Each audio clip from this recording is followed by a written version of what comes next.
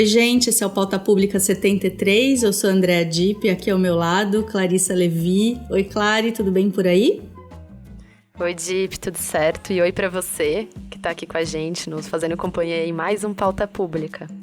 Hoje o programa tem tudo a ver com a proposta da nossa temporada, que é refletir o atual momento do Brasil e imaginar caminhos para várias das questões pendentes do nosso país. Várias dessas questões passam por território, dignidade, pertencimento, oportunidades. E a gente recebe aqui no programa de hoje o Gabriel Siqueira, historiador, doutor em políticas públicas, ativista das Brigadas Populares e presidente da Federação de Favelas do Rio, para conversar sobre tudo isso e capoeira, resistência popular, mobilização política comunitária, violência policial.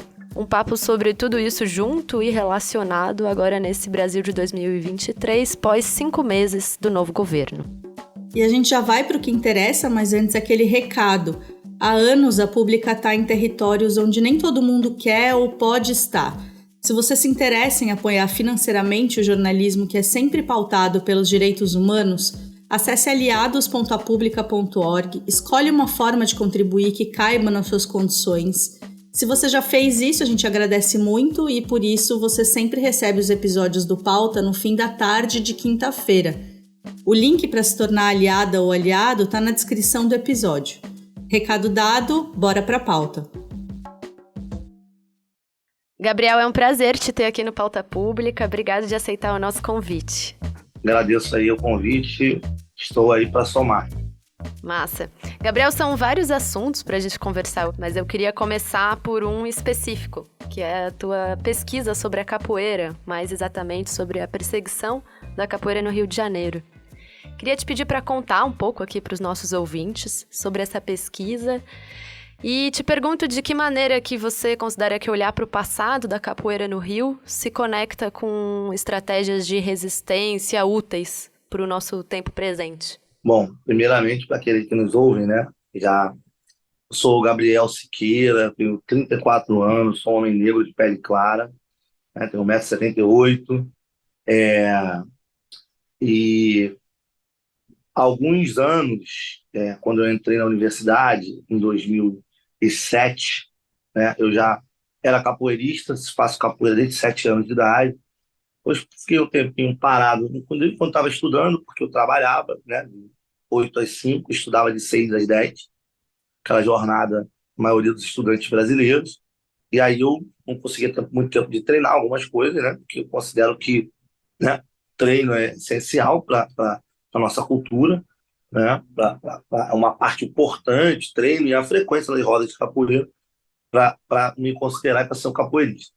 E aí depois retornei, mas nunca tive desligado do universo da capoeira, né?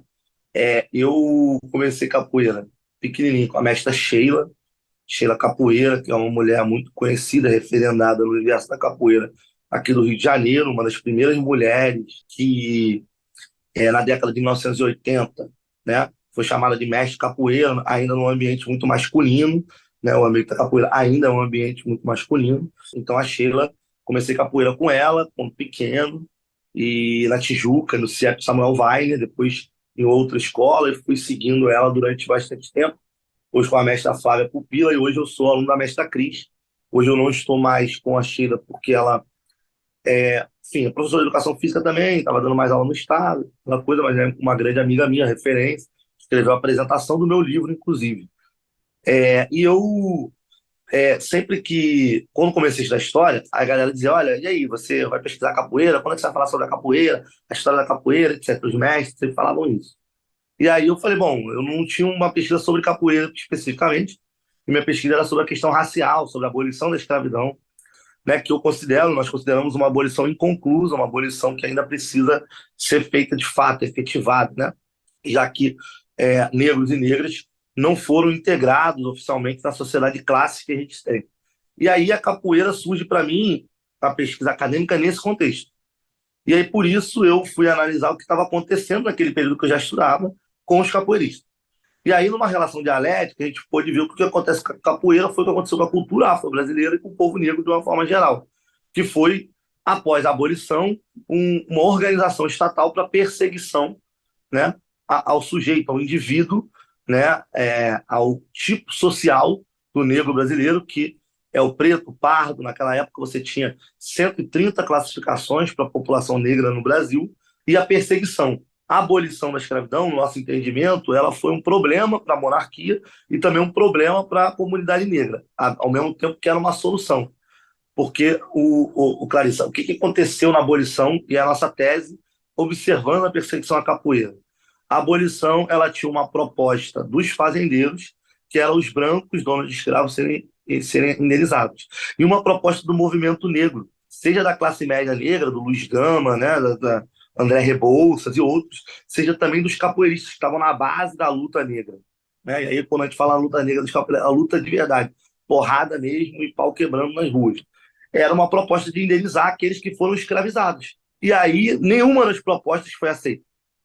Nem os escravizados receberam indenização e nem os senhores de escravos. Então, você teve um descontentamento nacional com o processo de abolição. E aí, os barões do café e elite econômica retiram o apoio da monarquia e vem a República, que vai continuar perseguindo a capoeira, que vai ser citada nominalmente no Código Penal, no artigo 402 do Código Penal de 1890, que diz: fazer nas ruas e praças públicas exercícios de agilidade corporal conhecido pela denominação capoeiragem é crime, prisão celular de 2 a 6 anos e por aí vai. Então eu considero que o que acontece com os capoeiristas é um marco que acontece com a comunidade negra, que entra na República não mais escrava no papel, mas aí com um projeto político de extinção da população negra e também extinção de tudo aquilo que representava a cultura afro-brasileira. Então, isso já coloca uma importância muito grande da capoeira, mas isso coloca uma importância muito grande na discussão sobre como se dá a resistência a esse processo.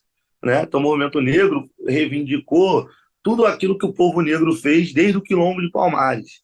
E a capoeira é uma reivindicação importantíssima, tanto ela é importante que as primeiras coisas que a República faz, antes mesmo da República, Clarice, tem uma Constituição, a República tem o quê? Um Código Penal.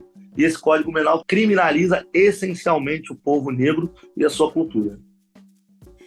Gabriel, que paralelos que dá para traçar entre esses dois períodos históricos, né? O que você se debruça nas suas pesquisas como historiador e o que você vive hoje como um ator político envolvido na mobilização política das favelas do Rio? Obrigado pela pergunta, André. Isso acho que é muito importante, porque primeiro nos foi colocado, principalmente para a militância, ativismo negro e também para a intelectualidade negra, o não lugar de formulação teórica. Ou você é um ativista e eu vou te dar uma linha teórica para você atuar, ou você é um intelectual, mas que não é bem um intelectual, que é um panfletário e continua sendo ativista. Isso foi colocado para Lélia Gonzalez, foi colocado para Abdias Nascimento, para Beatriz Nascimento, para Clóvis Moura, e também foi colocado para Zumbi dos Palmares, para Luiz Gama, e que nós agora estamos recuperando isso. Então, o paralelo é porque nós acreditamos que a resistência negra, nos últimos 380 anos, ela formulou para nós possibilidade de saída concreta do lugar de escravizado e do lugar de subalternizado. Só que nos foi vendido, nesse meio tempo, de que essas saídas foram infrutíferas, de que essas saídas não deram resultado estrutural para nós. E aí hoje nós devolvemos essa fala com o seguinte questionamento: outras culturas, outros povos e civilizações, por muito menos do que nós passamos nesse país, foram dizimados e desapareceram enquanto povo, enquanto unidade cultural. Então nós consideramos que o povo negro está aqui agora, debatendo, vivendo, ainda sobre o genocídio, sobre fogo. Depois de tudo isso, nós consideramos que nós devemos isso à formulação teórica, histórica, social e política do nosso próprio povo. Eu nasci e me criei numa comunidade, eu tenho 34 anos, sou doutor em políticas públicas de formação humana, dirijo a Federação de Favelas e sou vice-presidente do Conselho Municipal de Favelas, a contragosto da Prefeitura aqui do Rio, inclusive, mas fui eleito para estar nesse lugar. Eu considero que essa iniciativa e tudo isso que nós fazemos é fruto de uma construção histórica do nosso povo, daqueles que vieram antes. E essas armas que foram usadas nesses anos de escravidão e de perseguição genocídio da população negra, elas nos trouxeram aqui vivos e com uma unidade histórica enquanto povo negro. Então, elas são extremamente habilidosas e vitoriosas. E aí eu traço o seguinte paralelo, alguns paralelos aqui. Primeiro deles é que, durante 350 anos de escravidão no Brasil, só quem lutou contra a escravidão foi o escravo. O Clóvis Moura fala que é o escravismo no Brasil que montou o capitalismo mundial, né? E nos últimos 38 anos, que é o escravismo tardio, que ele chama, nós conseguimos uma classe média negra, que não é bem uma classe média, né? Nunca teve, não tem ainda hoje uma classe média negra, mas alguns negros nessa classe conseguiram romper barreiras de negros e negras, né? Chiquinha Gonzaga, Luiz Gama, André Rebouças, Maria Firmina dos Reis, etc. E apoio de alguma janela entre a comunidade branca. Mas durante a maioria do tempo histórico foram só os negros que lutaram contra a escravidão. Nos quilombos, nas malocas, etc. E eu considero que esse acúmulo nos trouxe hoje para esse entendimento. Primeiro, que algumas pautas que nós defendemos, nós estamos sozinhos. Isso é preciso entender. Por exemplo, a pauta do genocídio da juventude negra, quem defende isso? Somente nós. Existe hoje uma classe média e também uma esquerda de brancos e de pessoas que não são negras que apoiam esse debate, mas muitas vezes só no discurso. Na prática, se precisar negociar o corpo do jovem negro para se continuar sendo eleito, isso é colocado. Nós estamos vendo isso agora, inclusive na direção da dirigência nacional. Quando eu digo isso, eu não digo isso para dizer que eu acho que o governo Lula é igual ao do Bolsonaro, nem nada disso. Eu digo isso para dizer o seguinte: nós, enquanto esquerda, eu me considero um homem de esquerda, progressista, socialista, etc., quando nós chegamos ao poder, a gente resolveu muita coisa, mas não conseguiu tocar nesse ponto do genocídio da juventude negra e nem no ponto do racismo, do neoliberalismo. Então, precisamos entender que em algumas pautas nós estamos sozinhos. Para que isso é acúmulo histórico, que é isso? Só quem luta contra a escravidão, quem luta contra a própria morte, são aqueles que estão morrendo, com raras exceções. E segunda coisa, a unidade do povo negro, ela se dá por aquilo que nós construímos enquanto cultura afro-brasileira, né? Capoeira, samba, macumba, candomblé, etc. Inclusive, o movimento negro evangélico hoje faz um trabalho importante também ao trazer o cristianismo de matriz africana. Então, o nosso povo constituiu uma série de coisas que formularam a nossa identidade. E aí, André, nesse sentido, nós voltarmos para algumas experiências históricas que nos trouxeram aqui. Nós somos 60% do povo brasileiro, éramos para não ser ninguém. Então, se essa história do quilombo, da escola de samba, das associações de favela, etc., a gente não conseguiu vencer ainda e transformar efetivamente o Brasil, mas nós conseguimos estar aqui agora. Então, esse paralelo precisa ser tirado aqui. Se não fossem os mestres de capoeira, se não fossem as mães de santo, se não fossem os quilombos, se não fosse o movimento social urbano, não tinha povo negro até hoje. Então, acho que esse é um paralelo que eu trago. Como eu venho da capoeira, eu digo sempre o seguinte: os mestres que vieram antes de mim, eles tomaram muitas chicotadas e conseguiram deixar aqui hoje um instrumento que une o nosso povo em qualquer lugar do Brasil. Por exemplo, samba, capoeira, em qualquer lugar do mundo, a gente consegue se unir em torno disso, numa roda, às vezes entre nós quebrar o pau, mas sentar para conversar, porque também é importante, nenhum povo é uma coisa só, mas isso nos trouxe até aqui vivos e conscientes de quem nós somos. Eu acho que isso é fundamental. E outros exemplos de escravização, de colonização, outras sociedades desapareceram com menos tempo de escravização, com menos tempo de colonização. Se a gente resistiu e está aqui agora, a gente deve isso a essa história e a esses exemplos. Muito bom. Gabriel, eu vou emendar mais uma pergunta aqui, porque eu fiquei curiosa e queria te ouvir um pouco mais quando você fala sobre o movimento negro evangélico, que está trazendo uma nova perspectiva, enfim. Queria te ouvir um pouco mais sobre isso, fiquei curiosa. Então, eu sou um bandista.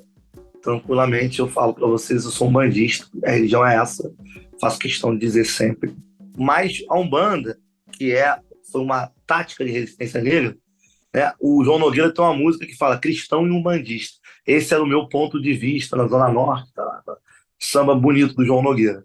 Que é isso, manter a nossa identidade. Eu sou cristão e umbandista. Como cristão, eu tenho muitos amigos, como morador e ativista do movimento de favela, eu tenho muitos amigos que são evangélicos, crentes, né? Acho que a gente negligenciou essa discussão no Brasil. né? Quando o Mano Brown também fala, né? Admiro os crentes, dá licença aí, né? Os pastores negros nas favelas, nas periferias, eles criaram um senso de comunidade importante que está em todas as nossas comunidades. Aqui no Rio de Janeiro, na comunidade da FICAP, nós fizemos uma reunião com 14 igrejas na última eleição para discutir fake news e falar um pouco sobre a nossa defesa, né, da derrota do fascismo naquele momento no nome do Lula.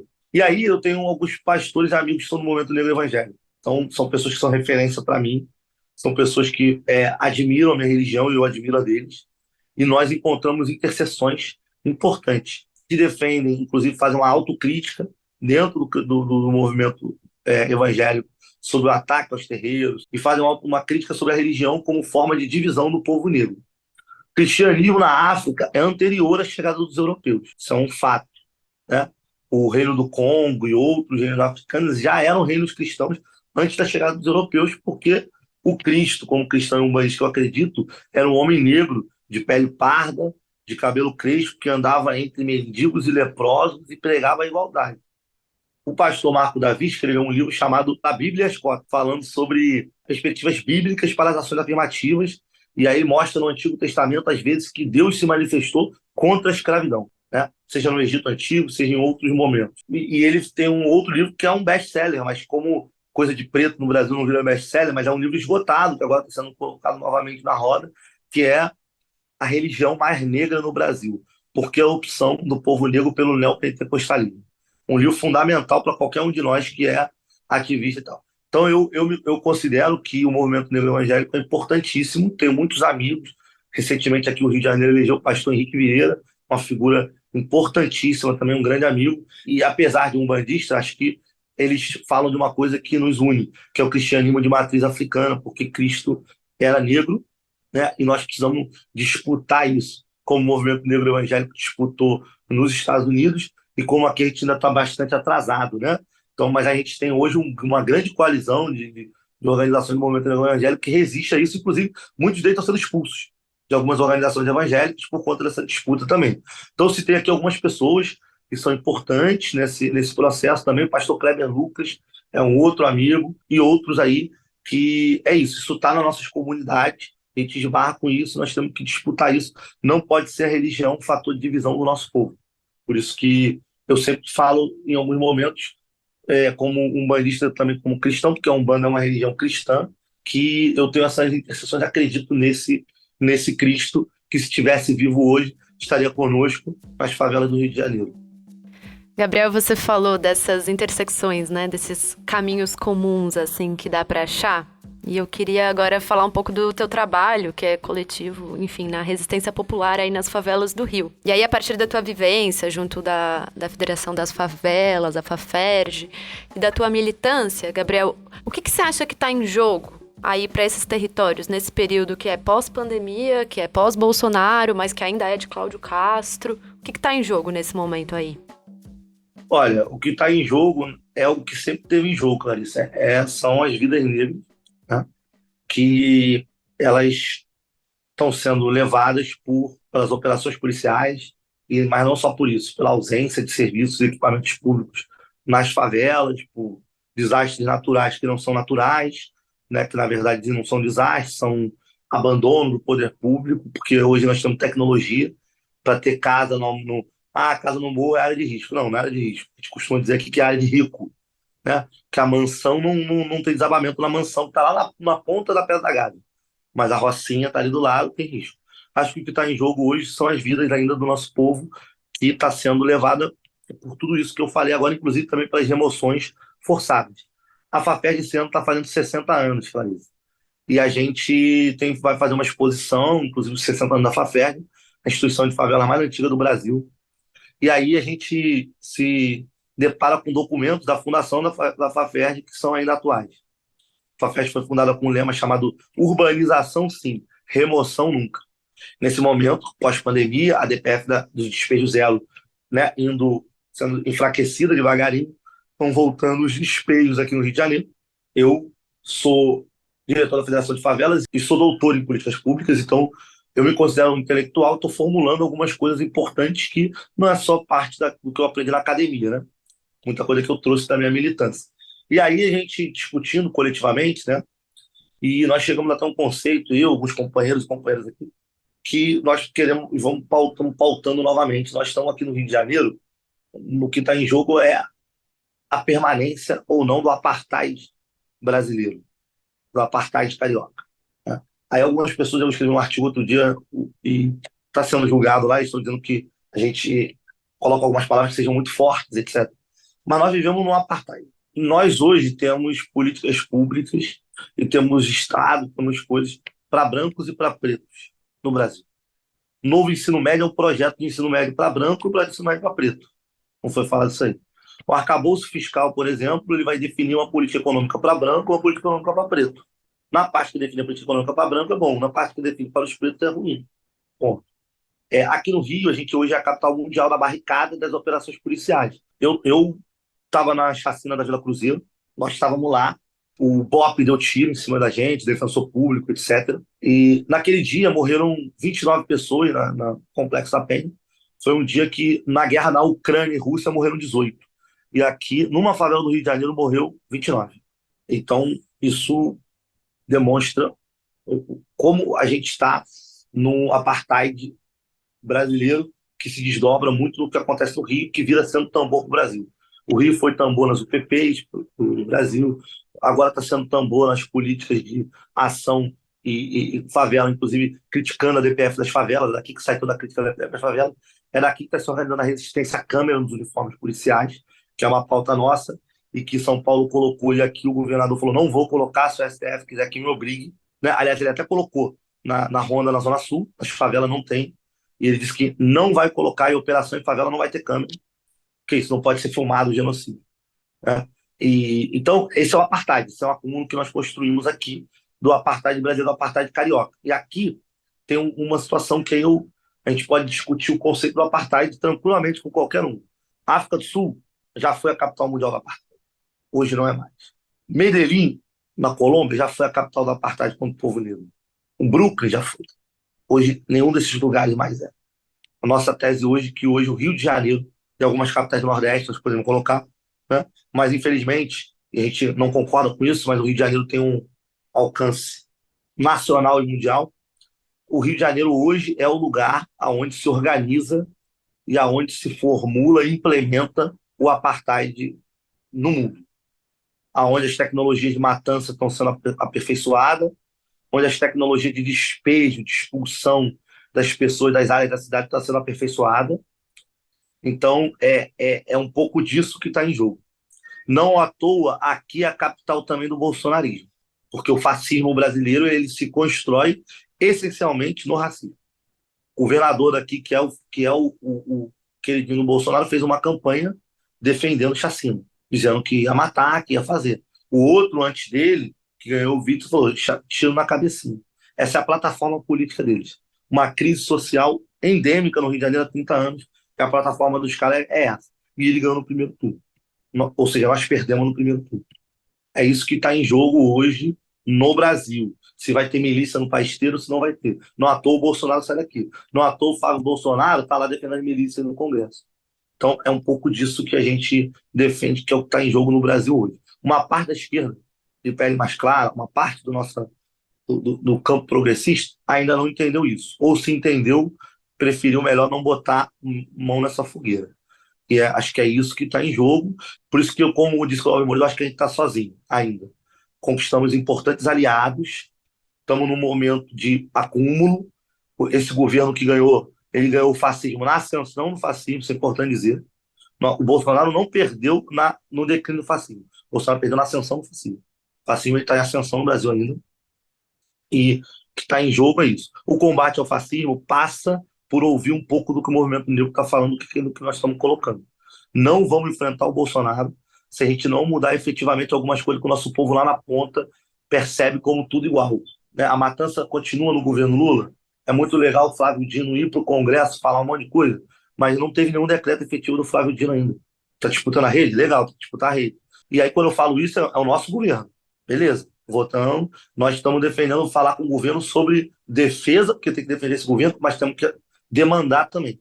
Está em jogo a defesa e a demanda. Então, eu acho que é isso um pouco que está em jogo, é isso um pouco que a gente formula e tem acumulado aqui no Movimento Negro de Favelas do Rio. Que interessante, Gabriel. Enfim, são muitas perguntas, o tempo é curto, mas eu queria encaixar mais uma aqui antes de fechar. Que é isso, você está falando da violência policial, da chacina, das mortes, e eu queria entrar num caso que eu acho até que pouca gente, talvez de fora do Rio de Janeiro, se lembre, que acho que é um caso interessante para a gente falar sobre a violência simbólica também, né? Da destruição do memorial das vítimas do Jacarezinho, né? No Jacarezinho aconteceu, aí lembrando os ouvintes, a operação policial que mais matou na história, com 28 pessoas sendo mortas. E aí, no ano passado, esse memorial das vítimas foi destruído pela polícia na marretada mesmo, assim, né? E aí eu queria que você contasse um pouco pra gente, Gabriel, não sei se você chegou a atuar nesse caso, contar um pouco pra gente sobre essa outra dimensão da violência simbólica aí que vocês testemunham. A violência simbólica, ela é diária, né? Ao dizer que o movimento de favela é comandado pelo tráfico, ao dizer que nós estamos defendendo vagabundo, bandido, etc. Quando aconteceu a Operação Jacarezinho, 8h pouca da manhã, um policial foi morto. Vou narrar o que aconteceu. O Felipe, secretário-geral da federação, mandou uma mensagem num grupo nosso e falou assim, ó, morreu um policial no Jacarezinho, vai ter uma chacina, provavelmente. E aí nós começamos naquele momento a ligar para pessoas, instituições, etc. Ó, morreu um PM, provavelmente eles vão fazer uma vingança, que são as operações que chamam de Operação Vingança. E aí aconteceu aquilo. Nós chegamos no dia da chacina do Jacarezinho lá em torno de 1h da tarde. E é isso. Aquele dia foi um dia... A gente já atuou em muitas chacinas aqui, não sei nem contar. A maioria das vezes nossos encontros aqui são para contar corpos. Essa é isso, nós fazemos política nesse lugar, extremamente perigoso, violento. Eu já fui ameaçado algumas vezes, já me mudei algumas vezes, aquelas coisas. E nós chegamos no Jacarezinho e nós entramos em casas, lugares em que nós pisamos em massa encefálica e coisas desse nível. Complexo Salgueiro, São Gonçalo também. Né? A presidenta da Federação de Favelas estava às 6h puxando os corpos do mangue que foram deixados no mangue da chacina do Salgueiro. E aí, no Jacarezinho, o que aconteceu? No Jacarezinho, até hoje não se provou, né? Você matou 29 pessoas, 27, 29, né? E você tinha ali pessoas condenadas e crimes, etc., de 10. O resto, era ligado ao tráfico. Tá bom, mas judicialmente, mesmo no Brasil não tem pena de morte. Mas eram pessoas que, como diz o Mano Brown, né? Um monte de moleque primário. Garotos, crianças, 16 anos em diante, fora da escola. Esses são os grandes traficantes. Essas crianças, esses garotos de chinelo que morreram sem camisa, são eles os grandes inimigos do país, mas eles estavam vendendo droga. Alguns poderiam estar, porque nós falhamos. Porque o moleque de 17 anos está naquela condição ali, o Estado brasileiro não deu nada para ele, não ser um tiro. Né? Então, e aí o que acontece, a sua pergunta objetivamente, foi feito pelas mães de Jacarezinho, agora fez 2 anos, agora em maio, um memorial. Muito tempo depois, né? Inclusive, na verdade, o que aconteceu? Esse memorial nós fizemos um memorial primeiro, que foi o memorial da Kathleen Romeu, que era minha amiga. Kathleen de Oliveira Romeu, que vocês lembram, designer de interiores, moradora do Complexo Lins, assim como eu, fez tudo certo. Estudou, trabalhou, ajudou a família, tirou a mãe da favela, saiu da favela, comprou uma casa parcelada em 1 milhão de vezes. Um dia foi visitar a avó, para levar, inclusive, um dinheiro, ajudar a avó, no Complexo Lins. Saiu, desceu com a avó, foi no salão da prima, a polícia numa troia, deu 40 tiros em cima do que eles disseram ser uma boca de fumo, e ela, grávida de 4 meses, foi atravessada por um tiro de fuzil, que cortou ela no meio. E nós fizemos logo em seguida, um mês depois, um memorial lá.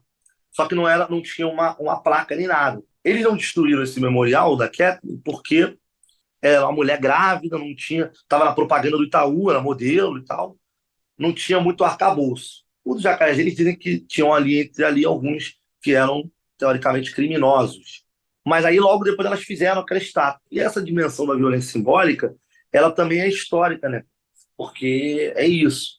Só nós é que vamos defender os nossos, inclusive a nossa própria memória. A gente, lá na Kathleen, a gente usou a seguinte frase com a qual eu termino essa fala que a gente botou lá muito grande. A gente fez um memorial de grafite, lá onde ela foi assassinada, A gente está propondo a rua, mudar o nome para Rua Kathleen Romeu, e nós escrevemos, um grande grafiteiro aqui do Rio de Janeiro, o Panda, escreveu: a sua memória é a prova de balas. Então é a nossa disputa pela memória. E a disputa pela memória, pelo simbólico, ela é tão importante que a extrema-direita e a branquitude vai lá destruir.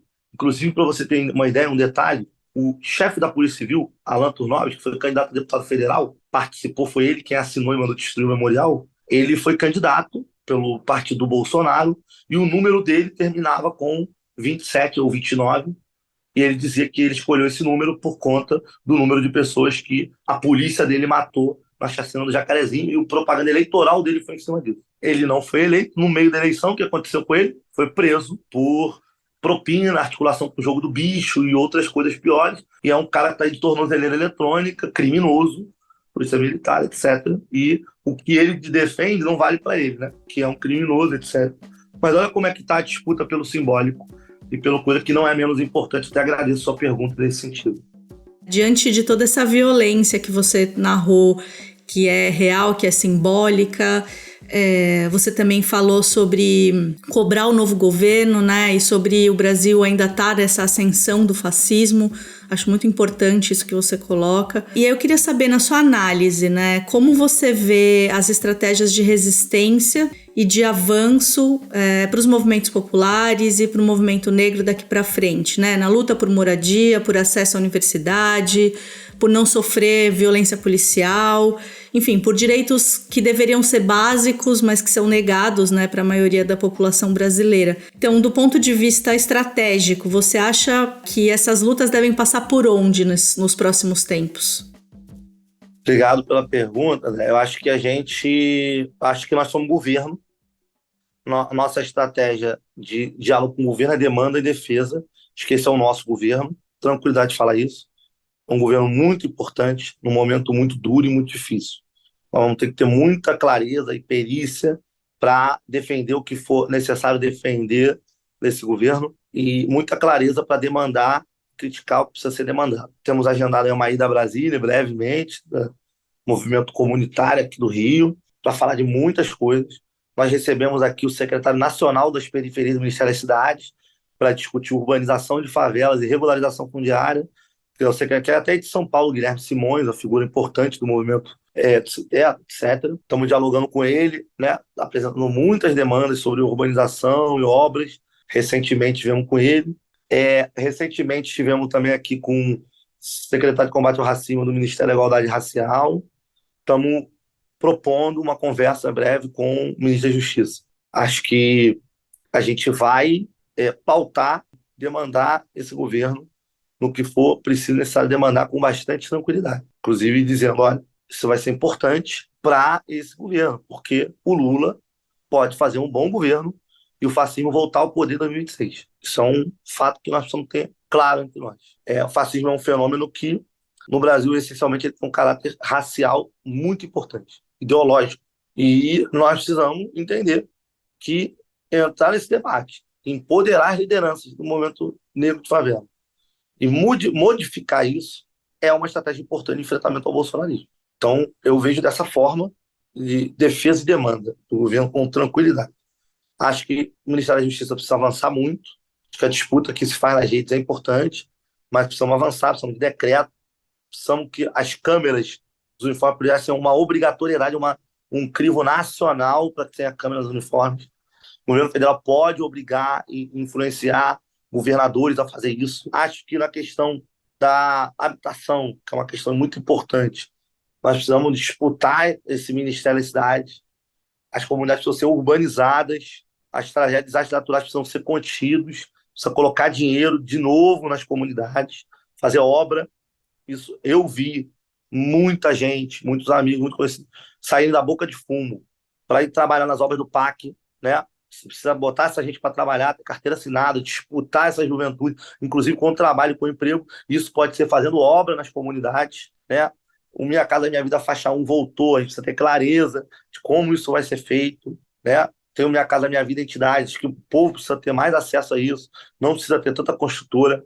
Nosso povo faz casa no Brasil há 500 anos e faz melhor do que construtor e mais barato, está provado. E são coisas que a gente vai pautar no governo federal, como forma, inclusive, de pressão no nosso governo aqui estadual do Rio e nos outros governos, né? Porque acho que em São Paulo vocês também estão nessa encruzilhada, em outros estados também. Acho que a gente tem que caminhar nessa forma.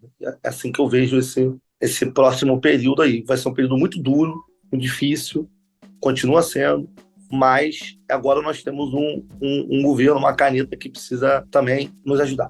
Gabriel, obrigada demais por estar aqui com a gente no Pauta Pública. Então, é um prazer te receber aqui, brigadão. E, bom, se prepara aí que a gente vai te chamar mais vezes. Obrigado pelo convite, quero agradecer aí à Pública pelo convite, eu acompanho o trabalho de vocês, trabalho de investigação, trabalho fino, trabalho importante. Várias matérias da Pública, inclusive sobre o caso da minha amiga Kathleen, que vai fazer 2 anos, aproveitar só rapidinho esse espaço, agora dia 29 vai ter o julgamento, 2 anos depois. Se a gente vai conseguir levar esses policiais, o secretário de segurança para o tribunal criminal mesmo, e se Deus quiser, júri popular.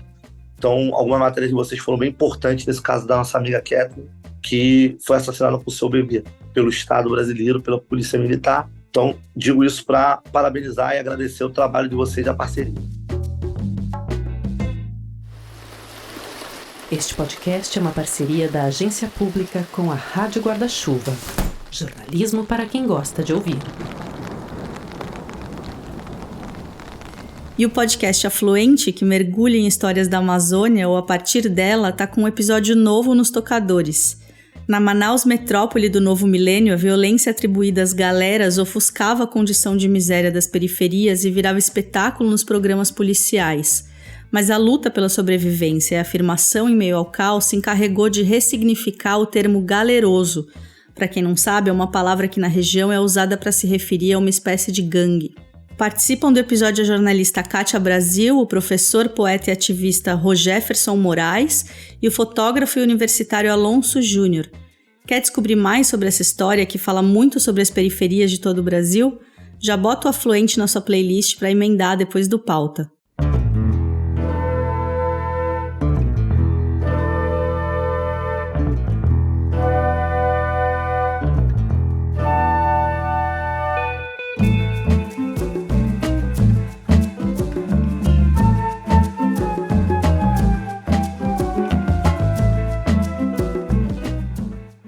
E chega ao fim mais um Pauta Pública. Fica aquele pedido para você que está nos ouvindo, nos dá 5 estrelas na Apple ou no Spotify, se você gostou desse episódio.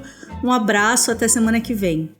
Um abraço, gente, até semana que vem. Mas, antes de sair, vê aí se você tá seguindo o nosso programa. Se ainda não estiver seguindo, aperta seguir no seu tocador de podcast para receber a notificação quando tiver um novo episódio. Sexta que vem tamo de volta bem cedinho.